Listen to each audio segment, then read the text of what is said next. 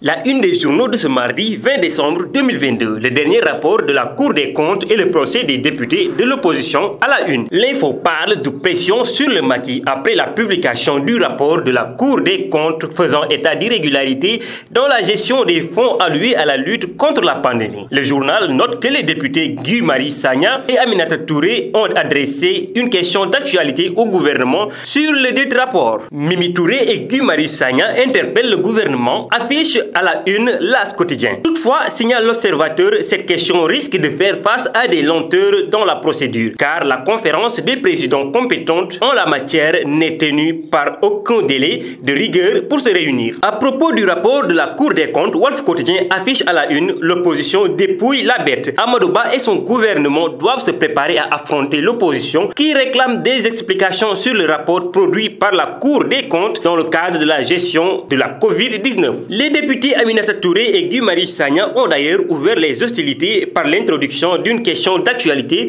sur la table du président de l'Assemblée nationale, écrit Walf. Le rapport de la Cour des comptes, un sujet tabou, s'exclame à la une le quotidien Enquête. Le journal signale en effet que le ministre de la Justice n'a pas souhaité lundi aborder la question lors de la conférence nationale des chefs de parquet. Le journal Besbi aussi révèle que le ministre de la Justice a été interrogé sur le rapport de la Cour des comptes, épinglant plusieurs ministères dans la gestion du fonds Force Covid-19. Quelles sanctions sont prévues? Point d'interrogation. C'est une des questions que les journalistes voulaient lui poser, sauf que le garde des Sceaux n'a pas voulu s'y épancher. Au sujet du procès des députés Massata Samb et Mamadou Niang, Vox Populi souligne que les deux députés de PUR risquent 2 ans de prison, tandis que la présumée victime Amy Ndiaye Gniby réclame 500 millions de francs CFA. Les deux députés du Parti de l'Unité et du Rassemblement PUR, membres de la coalition Yewwi Askan Wi, Massata Samb et Mamadou Niang, auteurs présumés d'actes de violence contre leurs collègues Amy Ndiaye, ont été jugés lundi par le tribunal des flagrants délits de Dakar. Le journal révèle qu'à l'audience, les mises en cause ont donné une autre version, cette fois-ci soft, de ce qui s'est passé dans l'hémicycle. Massata Samb dit n'avoir pas donné de gifle, mais a juste voulu arracher le foulard de tête de sa collègue, rapporte Vox Populi,